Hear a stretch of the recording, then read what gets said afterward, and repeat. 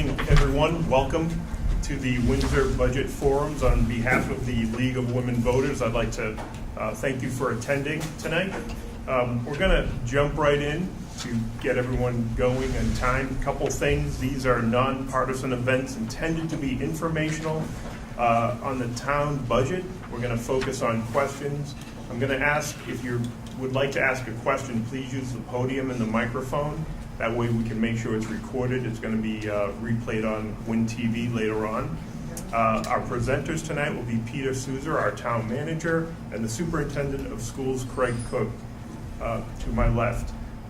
We have a timer. We try to keep the questions to a couple of minutes, but we have plenty of time. We have a smaller group, so please feel free. This is an informal Q&A. But I would like to take a moment just to review. If you look on your seats, there's some rules for us to take a look at.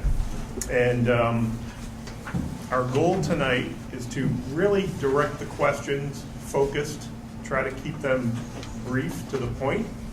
My name is Steve Poquonock. I'm sorry I forgot to introduce myself, but I'll be moderating and trying to keep things rolling. We're going to ask one question at a time, one person at a time. If you'd like to ask a question, just, again, please step up to the podium and ask your question. 1 minute is allowed for each question to be asked. I don't think we have a limit on the answer, unless you would like a limit. You may need a limit. Again, this is a difficult budget season for everybody, so we'll try to keep it brief. Our goal here is to be done by approximately 7:30. The other thing is we're asking all the attendees to be respectful of everyone, professional in terms of our public display of demeanor to the crowd.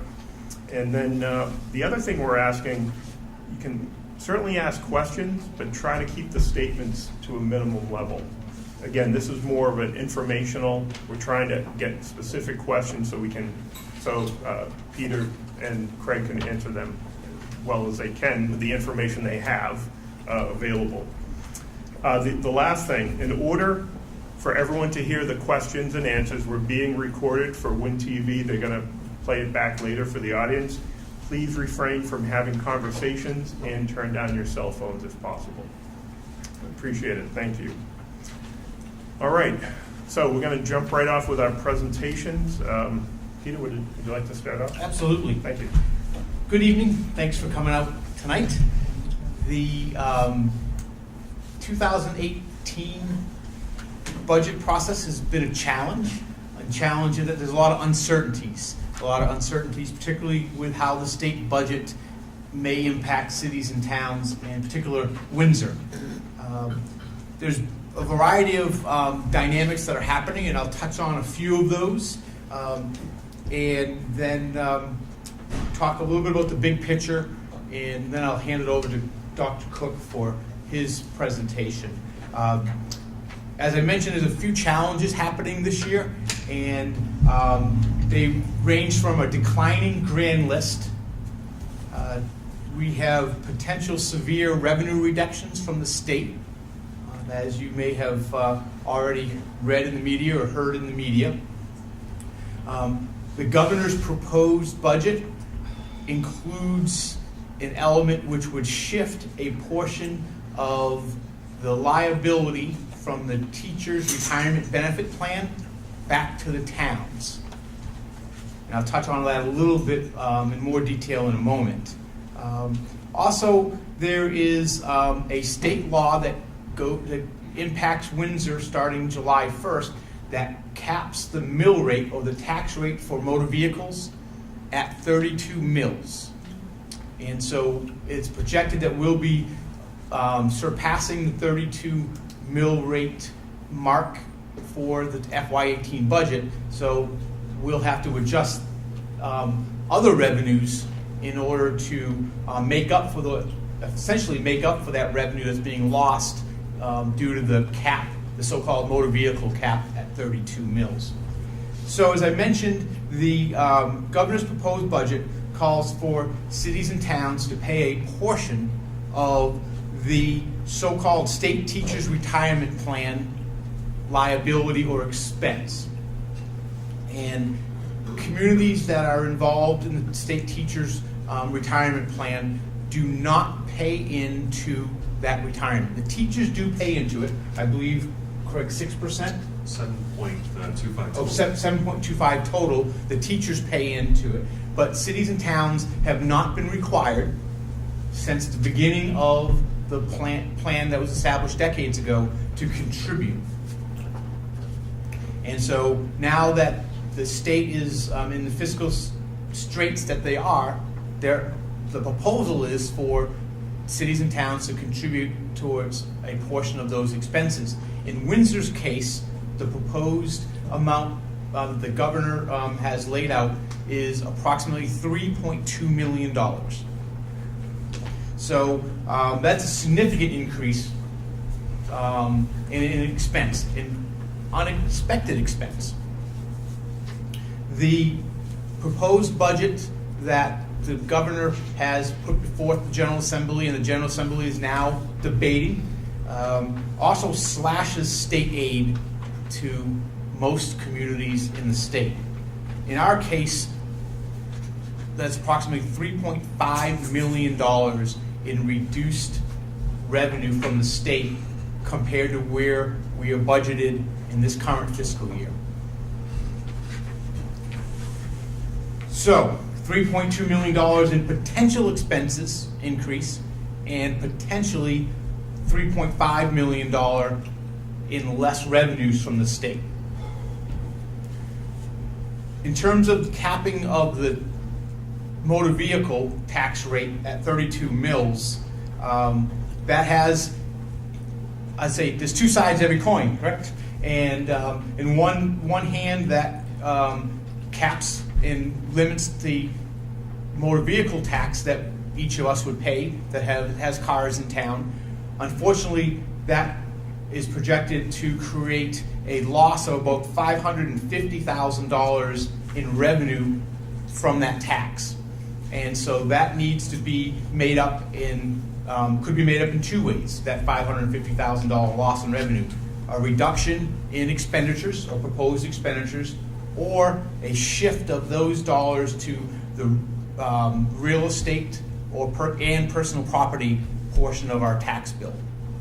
And so the town council is needing to find that balance as well, in addition to the two items that I talked about from the state.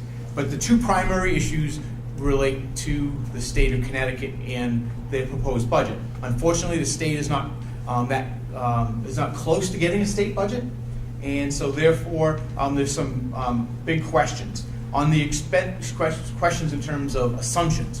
In terms of the expenditure side of the budget, the expenditure side of the budget, when you do not include the proposed teacher's expense, is going up less than 1% year over year.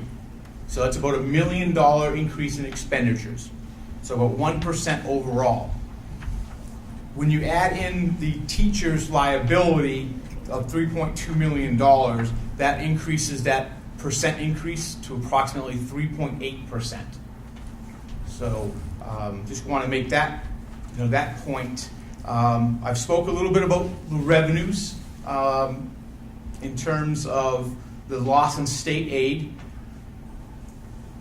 So when we put it all the whole package together, the proposed budget that I put forth to the town council would, I still choke when I say this. I had a hard time typing it, never mind saying it out loud, but it would result in approximately a 11.2% change in the mill rate. So, 75% of that increase is related to the two items that I mentioned within the proposed governor's budget. We're pretty confident that the town council is not going to adopt and present to the voters a budget that reflects 11%. I'm absolutely 100% confident that's not going to happen. We're less confident in what's going to happen with the assumptions relative to the state budget. as they still go through their deliberations and machinations. And so that's what the town council is grappling with at this point, what assumptions to make relative to the state budget. To put it in, and so next steps. I know I'm taking up time here. I want to get to the questions. But given the uncertainty with the state budget process, the town council has decided to delay the annual referendum vote. As you know, that's usually the second Tuesday of May, which would have made it May 9th. The town council has delayed that. It appears at this point that the council will have set the referendum date for June 6th. There's a potential it could be on the 2 weeks later on June 20th, but it's most likely going to be June 6th. And June 6th would allow for, no matter if the budget passed or failed, it would allow for tax bills to go out the normal schedule in July. So if the, say they have a June 6th referendum and the referendum does not pass, the voters do not approve that, what would occur is that the July tax bills would go out using this current year's expenditure level. And so by the town charter, the town council would have to use the expenditures levels for the fiscal year 17 budget, and then they would adopt a set of revenues or assumptions, and then we would send out bills for the motor vehicles at 32 mils, but then we'd send out, if you will, a partial real estate and personal property tax rate. And then once the state budget is adopted, whenever that might be, the town council would have to adjust the budget in some form or fashion, put that back out to all of you as voters, and then once that budget is adopted by the voters, the town council would would finalize the mill rate and then send out a second or supplemental bill later in the fall or whatever that timing may be. So those are the mechanics of what would happen in terms of next steps once the town council sets a budget, a proposed budget, which I believe they're shooting for May 15th. So a week and a half from tonight, they would be finalizing the budget that would likely go to the voters on June 6th. So, Steve, I think that covers my big picture. Excellent. Perfect timing. Okay, thank you, Dr. Cook. Thank you. And so again, thank you for the opportunity to speak before you tonight. And as Peter clearly showed, I think the schools put a lot of work in our budget as well. And so after our budget was approved last year, we knew that this year's budget was going to be a difficult one. The development of the FY 2018 budget was going to be a difficult one, and that the state faced a lot of challenges that would ultimately impact Windsor and Windsor Public Schools. And so we started making reductions as positions became available. So as we developed this budget, there was 3.3 positions that were already reduced that we were able to bring forward to the budget and apply those savings. We also eliminated about 8 other positions that would be applied towards next year's budget. We did have to redeploy, as we would say, some of those reductions to other positions in our budget due to requirements of contracts and special education laws and things such as that. I'm speaking mostly from this document, so I know that was on the back table. So if you want to follow along, or if that's something you want to bring with you when you leave it, it will help answer any questions that might not be asked tonight. But the school board's budget that is approved by the Board of Education and proposed to the town council is a 1.23% increase. It reflects $150,000 that was reduced from the superintendent's budget.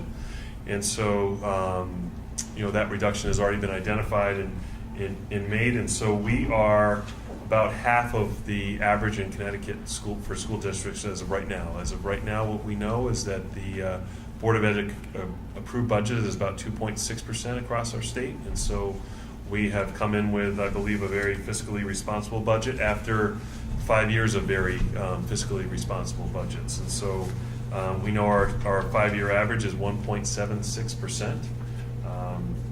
and that that reflects again, below the average in Connecticut, which has been about 2% for approved budgets, and also is below Consumer Price Index, which is a measure that we use to measure the percentage that is increased by goods that we purchase or costs that we have. And so each year we enter the budget process identifying reductions that we've made, and we've done that over the past 5 years and even before that. But this year's budget is particularly lean. We did have some good news that helped us out with that allowed us to avoid pretty significant other reductions as well. Our health insurance costs, which we went self-insured 3 years ago with the town support, and we have a 0% increase in our health insurance costs due to plan design changes and also due to positive experiences. So we've been able to hold the line on that, as well as many accounts. We reviewed every account very thoroughly, and the majority of our accounts are decreasing next year. We did have some areas that we absolutely could not avoid increases in, and much of that is transportation. So we have an increase in special education transportation as well as regular ed transportation that is simply unavoidable for us, as well as special education tuition. So we have a tuition bill that we receive every year for Windsor students that we cannot program for in our school district, and they are outplaced through a special ed process to different schools throughout the state, and most of those are close by, but some of those are as much as an hour away that a student may be traveling to receive their services. And those three accounts, the transportation and the special ed tuition, represent 0.63% of the increase that we were asking for. So of that 1.23%, 0.63% is just for those three accounts, and that's more than half of what we're looking at is just unavoidable cost. And what is difficult, when we're talking about other needs of the district, that those are things that will not impact as we open school next year. So there's not necessarily a change or a positive impact for students, other than we're paying bills that we have to do going forward. As I mentioned, we eliminated staffing, so 3 elementary teachers would be eliminated next year, mostly based on enrollment, but lost opportunities to maybe have lower class sizes or have those teachers identify and work with students that need. 2 additional teachers at Sage Park, a special education teacher at the elementary level, a dean of students at the high school, a social worker, and a paraprofessional for next year were positions that were eliminated. As I mentioned, we did have positives on the insurance side. We also see a positive in magnet school tuitions, so we're seeing more and more students return to Windsor Public Schools. Sage Park Middle School, which was projected by our demographer, we had a higher projection internally for us, but was projected to be about 650 students for next year, is now at 720 students. And so we've seen students not only moving into Windsor, families moving into Windsor and bringing with them students, but also students returning from magnet school. So we're very pleased about those results. So the high school as well opened with 70 more students than we saw finish the previous school year off, and that continued to increase as we went through the school year. We do have a mid-year graduation that had saw some students finish their high school career with us in January, but for the most part, we've seen increases as well at the high school. We're pleased with those. So we're keeping magnet school tuitions at a level account for next year, and that's second year we were able to do that. Prior to that, we had not been able to, and that was an account we saw very significant increases. You mentioned also our work with the town, and so we're seeing savings in fuel costs that we purchase for buses by being able to work with the town and purchase through a collaborative and lock in a gas price at prices that they are now. And so we've seen some really good savings on that, and also other areas as well. We do a lot with the town in terms of maximizing our dollars. We just received a grant to be able to do some work on our schools, and we worked very closely with the town in terms of identifying projects that would allow us to get done for next year. So one of those being Olive Ellsworth paving, which in some years might come out of a town account, but it's coming out of a grant that we were able to secure. That was an important project for us to make sure we took care of this summer. And as well, this sheet has a little bit deeper dive into some of the accounts. So if you're interested in doing that, as well as the entire board's budget, including the last 5 years' budget, is online at our website on the budget tab. It's also a place to ask questions going forward. If you think of something tomorrow and you'd like to have that question answered, you can go on to our website and ask any questions, as well as there's documentation of all the Board of Education questions that they asked that required a written answer. So there's about 45 answers to questions that came up during the board's work. The board worked very hard. They had 4 workshops themselves and had several public forums where they sought input, but there was 4 workshops where they spent 2 to 3 hours going through the budget, pretty much line by line as well, and coming up with questions and making some changes and alterations along the way. So with that, I'll stop so we can get to questions. Great, thank you. Pass that. Thank you, sir. All right, thank you, Craig and Peter. So now the fun begins. So I'm going to ask for a volunteer. Who would like to jump off and ask the first question of the evening? Anyone in the first 3 rows? Yes, sir. Would you mind stepping in? Yes, please. Thank you. And please be careful for the cords. Sure. Thank you. Do I have to tell you who I am, or can I go incognito? Incognito, anonymous. Anonymous. We don't even okay. have to look at your face. Mr. Souza, I first heard about the 11% potential increase in the mill rate in a letter to one of the local papers. When the person, this is an outer town and it wrote it, but he suggested that we should fire you because you were proposing an 11% increase in the mill rate. I think we should commiserate with you because this town is being asked to put together a budget before the state has done their act. And I don't know what percent of the funding comes from the state, or the bill comes from the state, but it's sizable. I don't understand how the town can be putting together a budget when the state hasn't finished it. So I'm wondering, my question is, what's going on between the town of Windsor or the group of municipalities to deal with the state to change the timing of the relative budgetary cycles? Because I don't think you can do your job, or it's costing us money to do your job, because you may have to go back over and over again for referenda until the state gets their act together. The challenge of having the budget calendar on July 1st has always been there. This year is just magnified. Usually, cities and towns are able to have good information. We may have to make 1 or 2 assumptions if the state doesn't have their budget adopted by, or at least not a good signal from the state. This particular year, I think the governor's budget has touched on every single state grant that cities and communities get. Usually it might touch on 1 or 2, and you can make some fairly good assumptions. This year is not the case, as I explained.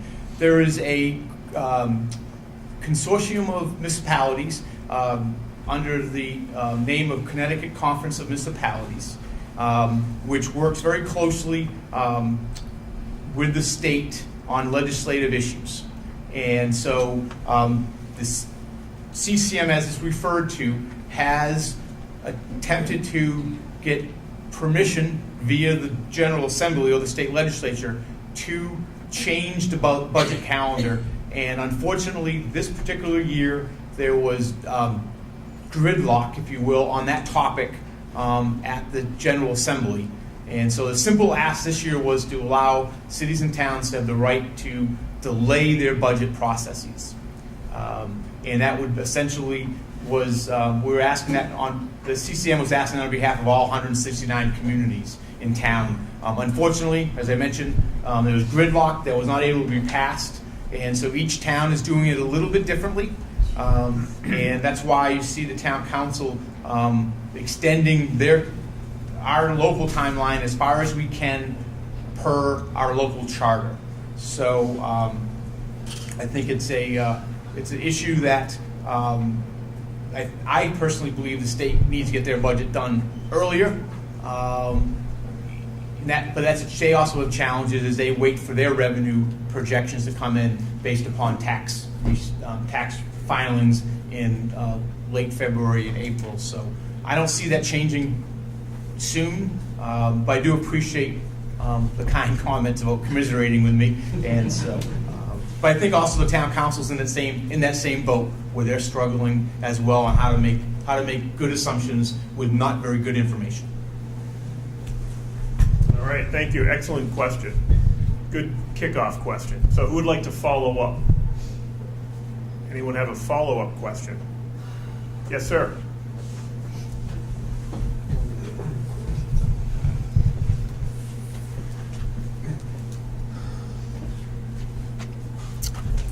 And my name is Jim Pfeiffer. I will give you my name.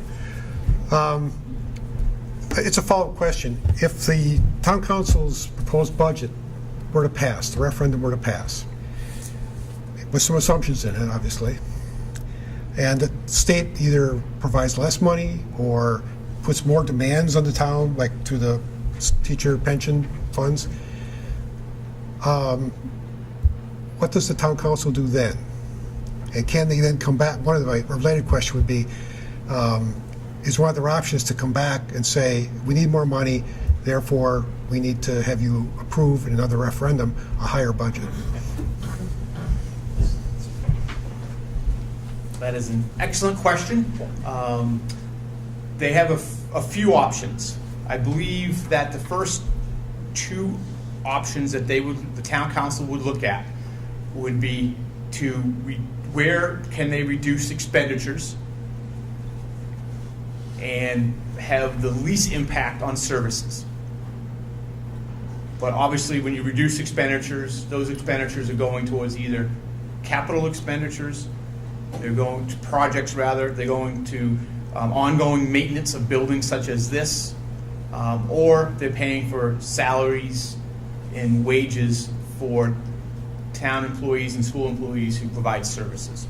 So I think they first look at how can they adjust expenditures downward with having the least impact on services.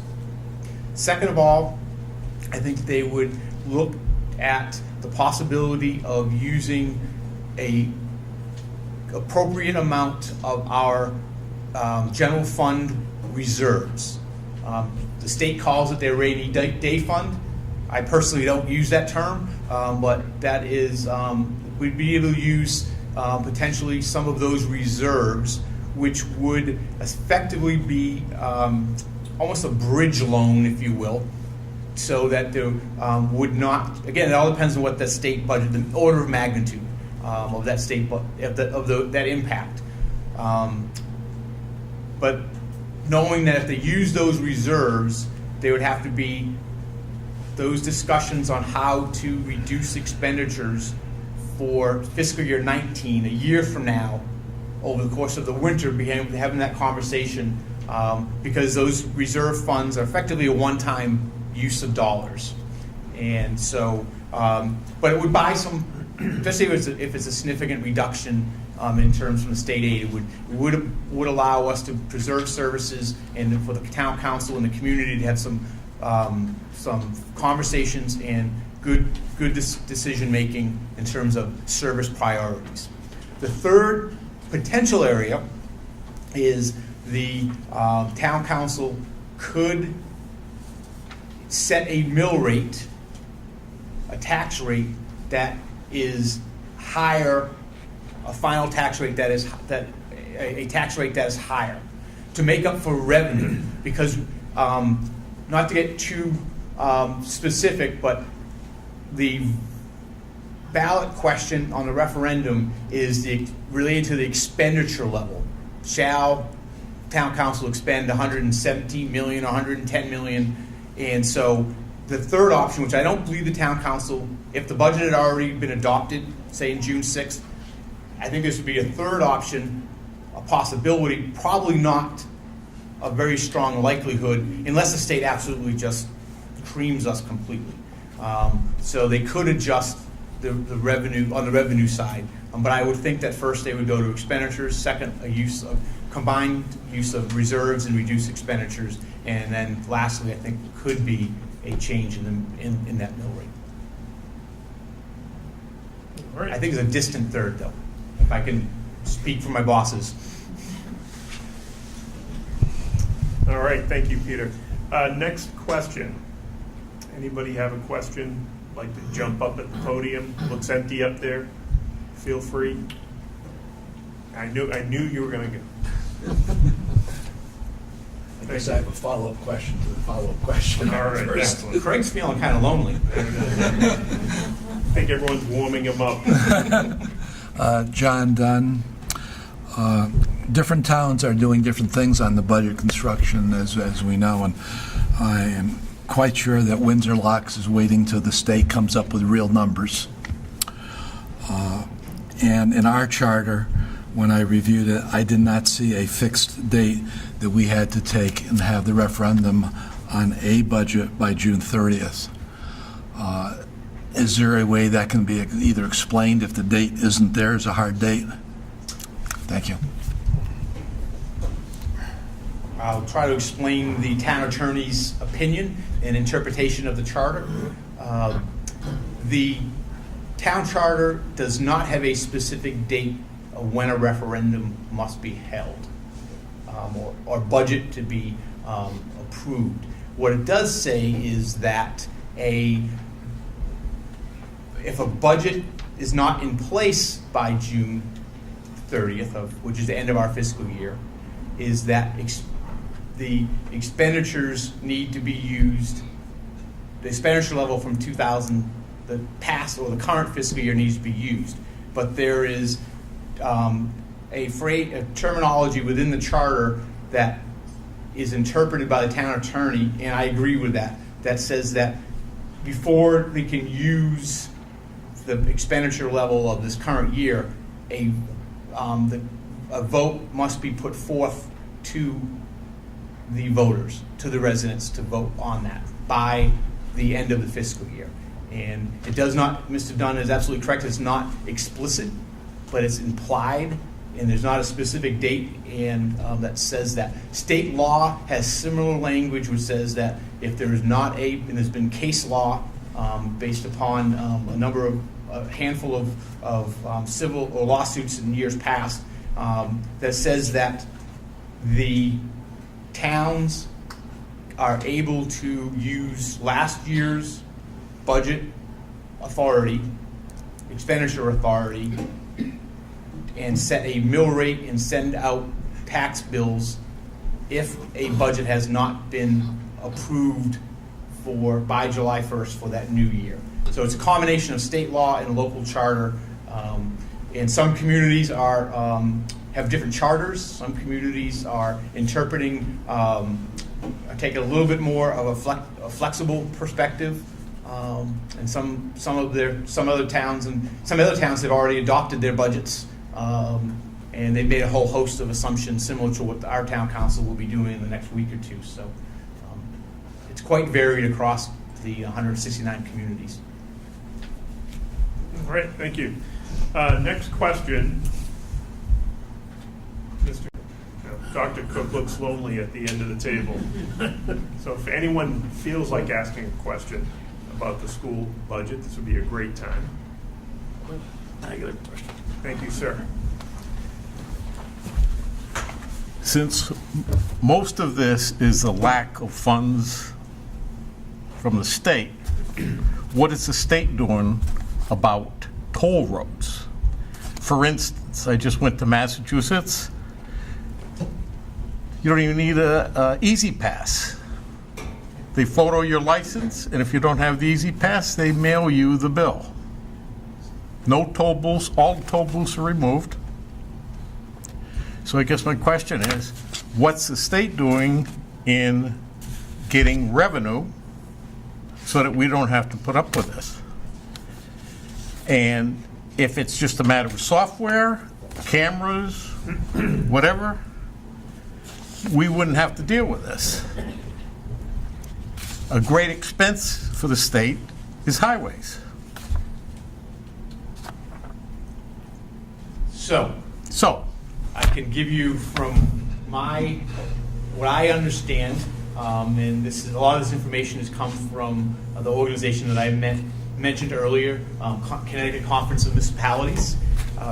The state, at this point in time, does not have without the General Assembly's legislative action and approval, the state cannot unilaterally, if you will, state administration cannot install tolls.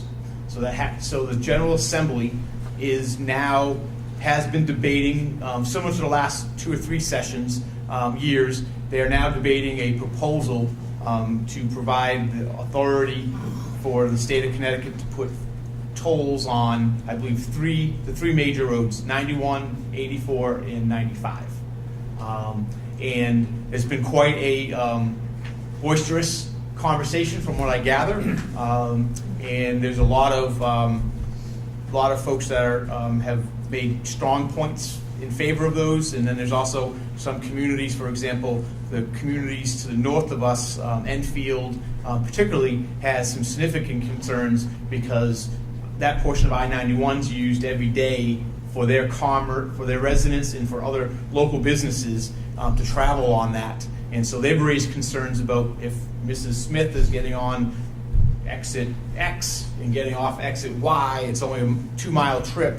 How do they get in the mix? Is there a benefit or less of a toll? Is there no toll at all? And so there's all sorts of machinations and concerns that, from a policy perspective, that so until the General Assembly says and passes a law, the state of Connecticut DOT cannot go forward with the tolls.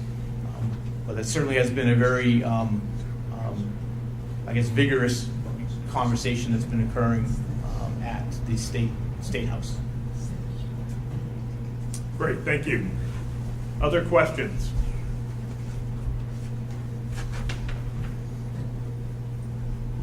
Going once. I have other questions after we have cycled around. Yeah, definitely, thank you, sir. Anyone else would like to ask a question? Sure, come on up. Please be careful of the cables. Thank you.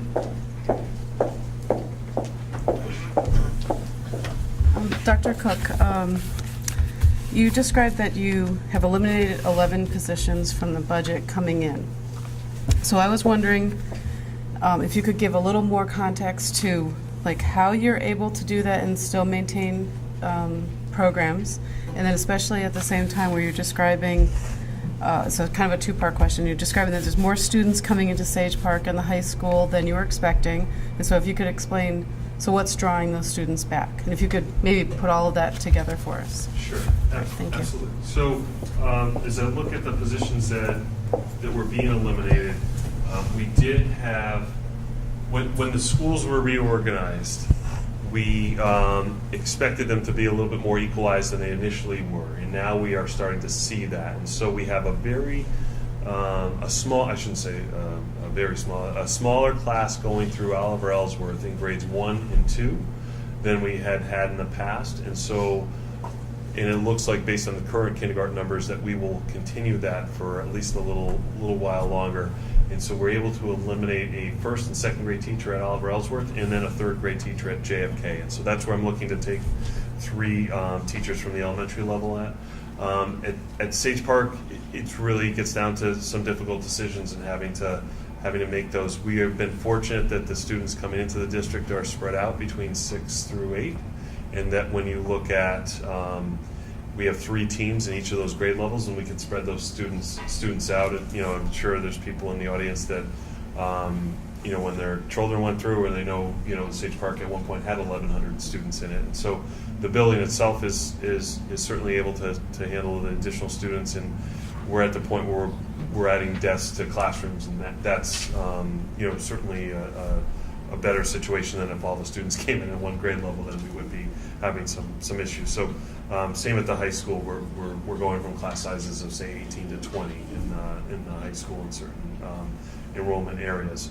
The other reductions, special ed teacher at in the elementary level, there was such a need for our 18 to 21-year-old students. It's a required program that we have through the federal government that we program for 18 to 21-year-old students that have graduated Windsor High School, but they have pretty significant special ed needs that as we transition them to the workforce. So we're adding a teacher in that program area. So it really came down to some difficult decisions that we had to make for that. So that I believe it addresses that. And the other half of your question was so what's bringing kids students back for both the middle school and the high school level? So I think in several ways. So when magnet schools opened up, they had brand new buildings and new technology, and I believe our buildings are very much set up very well for schools and towns to assist us in maintaining them. They're not brand new and shiny, but they certainly are very solid and do well for us education-wise. And I think when families take the tour, they're impressed with what we have in the buildings. Our technology has caught up pretty much completely. So we have in grades 3 through 12 a device available for all our students, a Chromebook that they were able to use for instruction. So that's a big piece. I think also we've been able to maintain the high school and the middle school, for that matter, as a comprehensive school. So our high school, I think meets the needs for a student that wants aerospace. It has ROTC, it has aerospace science programs, it has, and then everything beyond that. And so for a student that wants, STEM or technology, when they come in, STEM is a new way, science, technology, engineering, math. So they come in and they have, programs in manufacturing, they have programs in technology, but then they also have a comprehensive program elsewhere where they're able to take advanced math. They're able to take up to 22 AP courses, which is beyond what an East Catholic or a Northwest Catholic offers, beyond what CREC offers. And I think as well, some of the documents we're sharing with you show the results of our hard work and improvement. So our graduation rate is basically 93%, meaning that of the class that starts as freshmen, 93% of those students are graduating within 4 years. And that's well above the state average. That's well above some other area towns. We're very proud of that work. And this colleges we're sharing. We do a lot of publications and communications with the public, and we're showing that students from Windsor High School are going to Harvard. They're going to UConn, they're going to Cornell, they're going to, you name the college that students are going. And I think that families are seeing that they may be losing something when they go to a magnet school, or if they're paying for, a school that their students go to for high school, and then their students is going with their friends and going to the same college. I think they're realizing that, maybe that wasn't the best decision, and they're sharing that with friends and neighbors. And so I think there's a lot of reasons why each family has their own reasons. We're giving lots of tours to families throughout, even some that haven't moved to town yet, they're thinking about moving to town. So there's lots of, I think, reasons that go into the family's decisions. We're just trying to make sure we make those connections one student at a time, and encourage them to really consider Windsor Public Schools before they make that decision. Thank you. Great, thank you. All right, other questions? Come on, someone has a question. We've been sitting here for 45 minutes, and nobody wants to ask a question. Even a simple one. Is there a simple question? All right, if there's no further questions, John, you said you had a new topic? Yes. Take it away, sir.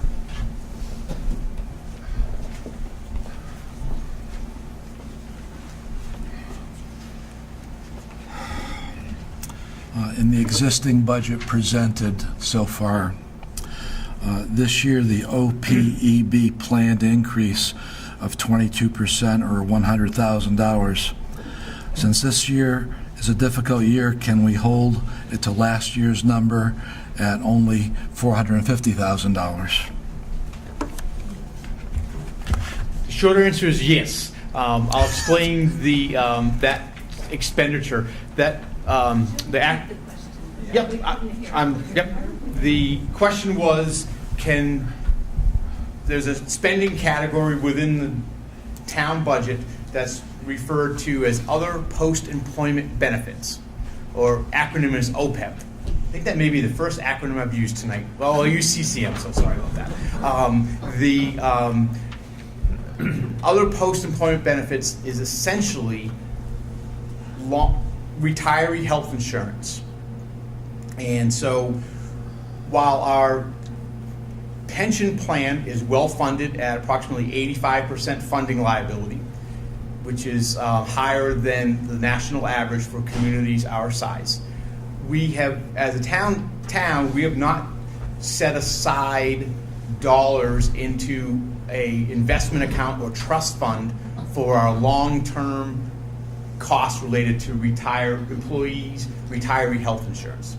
And so approximately 4 years ago now, we established a separate trust fund.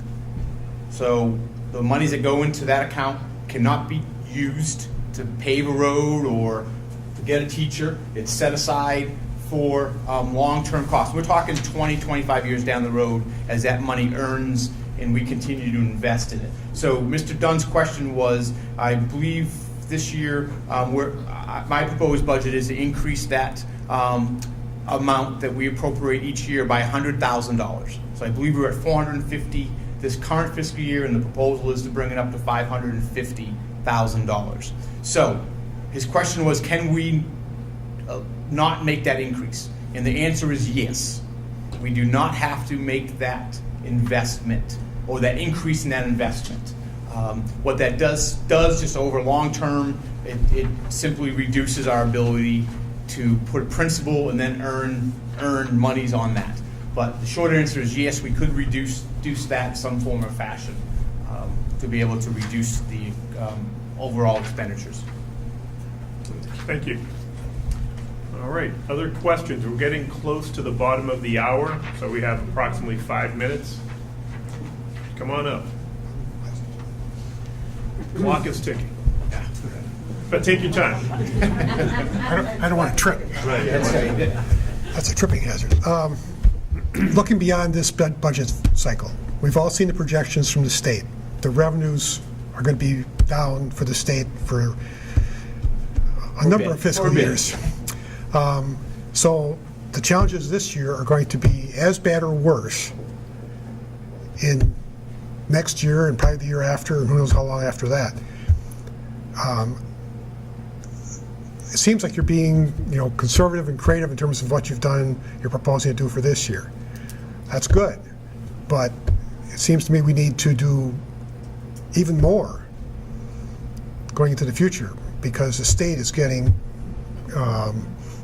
has less and less ability to provide funds, and they're going to try and transfer costs and this sort of thing and make things more difficult for the state. So I don't know what's being done, if there is things being done, look beyond this budget cycle to help reduce costs, but there certainly needs to be things done. Look, maybe with other towns, maybe with whatever you can come up with to reduce what we can live with here, because we're probably going to have less to be able to pay for things here. Steve, I can explain a little bit about what we have done over the last, number of years, but at least in the last 4 or 5 years, to try to reduce our ongoing operating costs. And some of those we've perhaps exhausted for a bit. Some of those may still have a little bit more room to gain reductions in operating costs, depending. But we participate in, Dr. Cook had mentioned it earlier, we participate in a purchasing consortium that at this point involves about roughly 100 different communities in Connecticut. It's run by the Capital Region Council of Governments. And so we've been a longtime member of that purchasing consortium. And so basically it's increasing our purchasing power.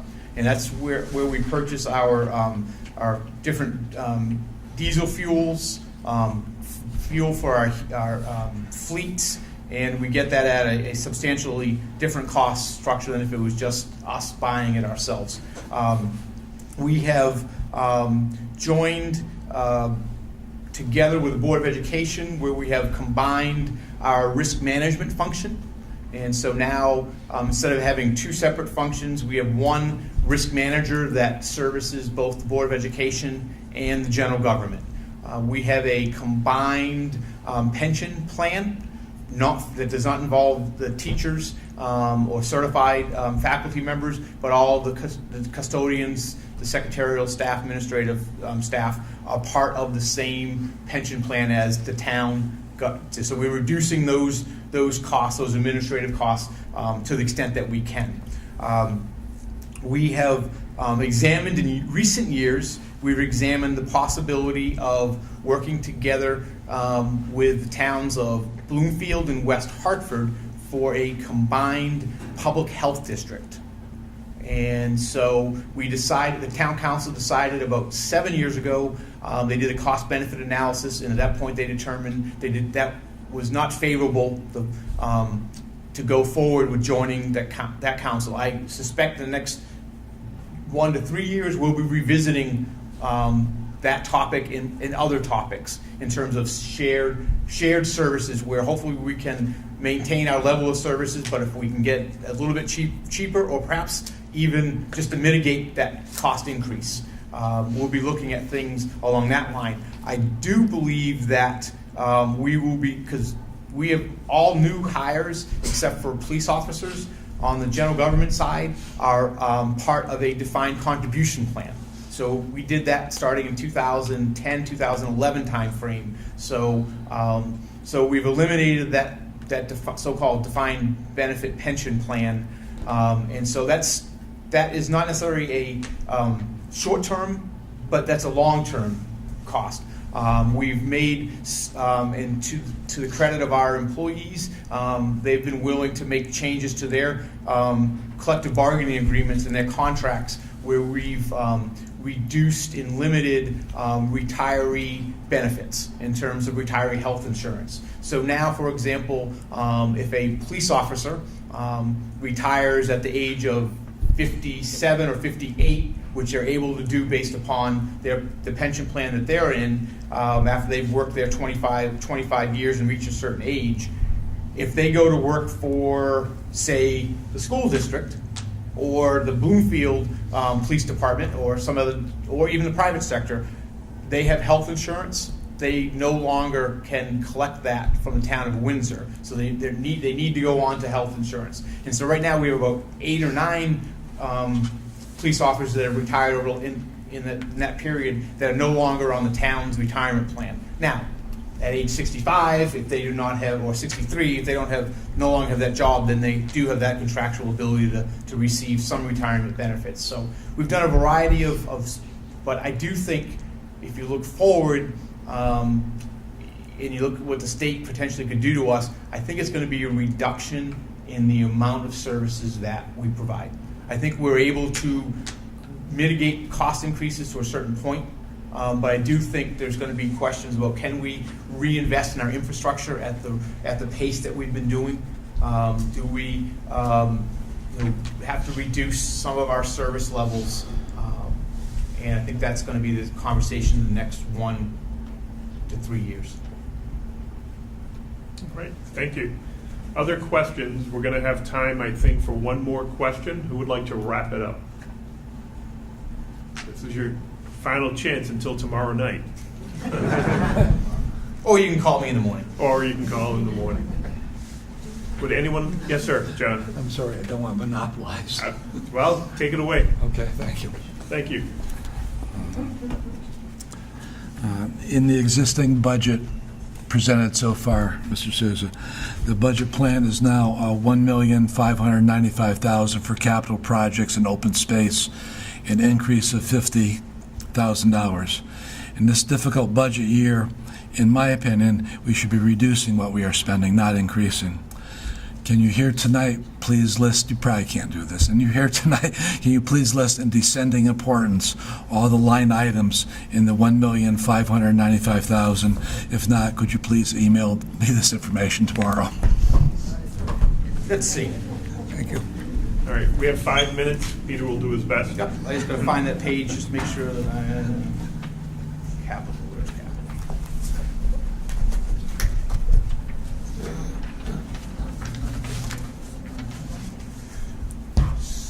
The approximately $1.5 million that was just referenced is in 4 particular buckets, if you will. $700,000 is in our neighborhood street repaving. So that's milling and repaving. And so that is I believe that's level funded from this current year to the, in the proposed budget. And we also have level funded our sidewalk and curb replacement program at $75,000 a year. And I will say that is grossly underfunded. That's the bare minimum. And what that basically is doing is replacing, if there's sidewalk sections that cannot be repaired, we're replacing those sections. Or we're doing what they call mud jacking, which raises and levels it out to try to eliminate the trip hazards on the sidewalks. But that number could be upwards to $500,000 based upon our evaluation and condition assessment of all the sidewalks in town. The other category is, this is not necessarily in order of importance, this is in order as listed, is replacement of public works equipment as well as other fleet replacement, and that's at $620,000. And I believe that is the increase of that $50,000 that was Mr. Dunn spoke to. That we've increased that from that approximately $570,000. We've increased that to $620,000, and so that is affords us to replace one large DPW dump truck, as well as 1 or 2 police cruisers, a variety of off-road equipment that the Public Works Department manages, mowers and things like that, and then 1 or 2 general fleet cars that town staff, inspectors, and those folks use.